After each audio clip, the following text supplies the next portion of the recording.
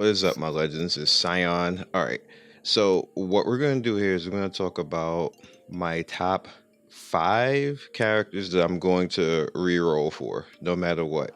Now, what I'm going to say is Cirilla and Euphina are not counted in this because they most likely will not be there at launch. They probably will show up later, but they definitely probably won't be there at launch. Especially Cirilla because she's the Halloween character, and unless we get lucky and they actually still have the Halloween event dungeon when the game comes out on Thursday, there's no way Cirilla is going to be there unless that's still there, which I don't think it will be. So.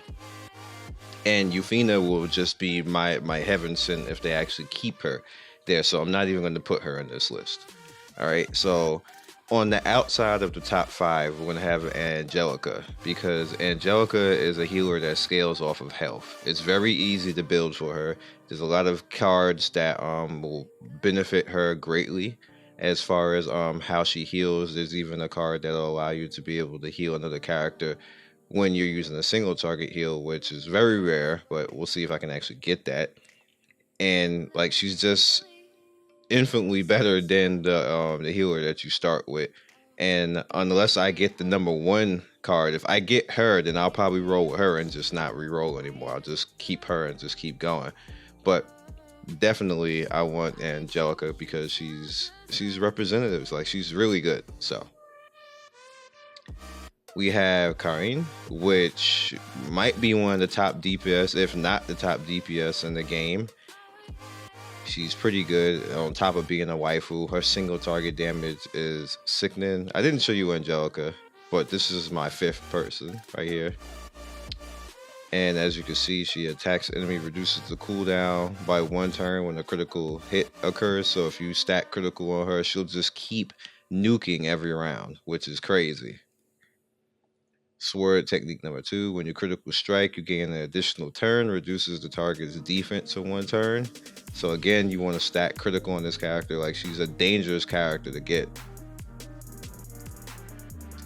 And number 3 is Lightning Guide. She pretty much does like a maximum spider type of thing. For those of you who know that attack for Spider-Man and Marvel vs. Capcom, she pretty much does the same thing.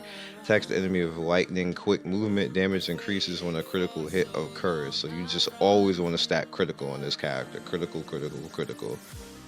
And should be badass. Like literally one of the strongest characters in the game. Alright. So this is number 5. Alright, so number 4. Which I believe she's not going to be in the main banner, but if she is, I still would want her. She's more or less, as you can see here, her first skill attacks the enemy with sickle, reduces the chance to 35% chance to reduce attack power, which is really good against hard bosses because it always works. And Judge Kai's attacks the second skill. Judge Kai's attacks a sickle, greater number of targets, greater the damage. So those, particularly there's areas, especially in Maze. This is why I kind of want her for Maze, because Maze has a tendency to attack you with a lot of enemies. And she's very good for that because when you start to lose your happiness on the team, she'll still do a lot of damage to all those enemies and take them out. And it kind of like allows you to have a little bit more leeway in the maze, which I kind of like that. So I would definitely kind of want her and consider keeping an account if I rolled for her, if I actually got her. But I'm pretty sure that she's a 10-10 character. So she might not even belong on this list, but I'm just going to put her anyway at number 4.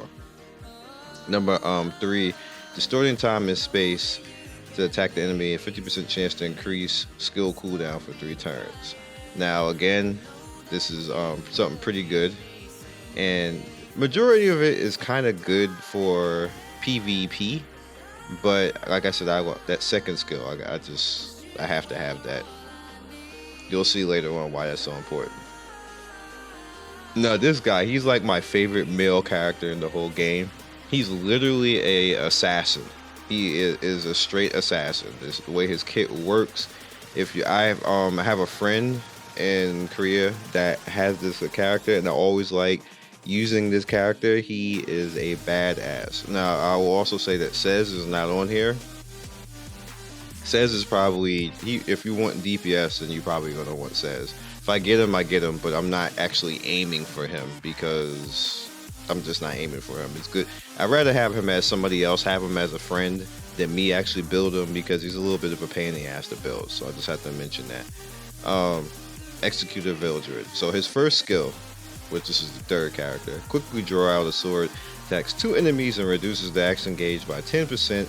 Lower the health of the target, the greater the damage. So again, his number 1 skill is the assassin skill, which is crazy because that's his number 1 freaking skill. That's his number 1 skill that does that. And it attacks 2 enemies, not just 1. Bruh. Contract of Shadow, number 2. Resurrects with 70% health if Vildred dies, gains maximum focus, and resets cooldown on Sword of Darkness. Now, here's the interesting thing about this that I've seen people do in Korea, which I don't necessarily know how well that works, but they use Vildred as a tank, which he's not a tank, but they use him as a tank because he has a resurrect. So I guess people build him a little bit power and tankiness and then expect him just to take stuff out. I don't know how that's going to work global, but I see people actually doing it, and they go like a full DPS type of build team and just burn people down, which is probably works out pretty well on paper, but I'm a little scared to actually do that, so I probably won't do that, but still want this character because I think he would be a good wing for a tank on top of that. So yeah. Third skill, Supreme Sword of 7 Darkness, attacks all enemies, applies blind to 75% chance for 2 turns. If focus is max, increases damage applying blind. The skill is usable again the next turn if it kills the enemy and lowers the enemy's health. The lower the enemy's health, the greater damage. So he has 2 assassination skills. His first skill and his third skill. Not only is this an assassination skill, but if you kill somebody with this skill, with the increased damage, he's going to do it again the next round. Like that. He's the man. He's the man. I as a DPS, as a male character, he's my favorite male character in this game. I just like him. He just looks so cool. And normally with these games, they always have whack ass male characters, but I like him. He's really cool. All right, number 2, Cecilia. This is straight a selfish pick. She's a straight selfish pick because she's strictly about PvP more so than PvE. So we're gonna go into her first skill. Her first skill, she sends out swords and attacks continuously with 35% chance to reduce the target's defense for 2 turns. Now that's pretty good, and this makes her a little bit of a tank buster, so keep that in mind.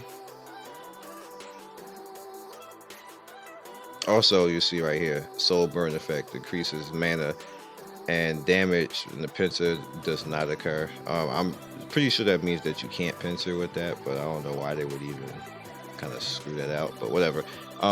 Second skill, Sword of Oath, reduces the reduces the cooldown on all allies except yourself for 2 turns. Now this is good overall. Like, say if you have other characters that nuke, or if you have Vildred and you put her and Vildred together, she's going to reduce the cooldowns on everybody, which will allow him to indefinitely nuke. So if you don't kill him the following round, you can nuke I've actually seen this team and fought this team in PvP, and they kicked my ass. Like Vildred and her just basically nuked my whole team to death, and I was just sitting there like, bro, what happened?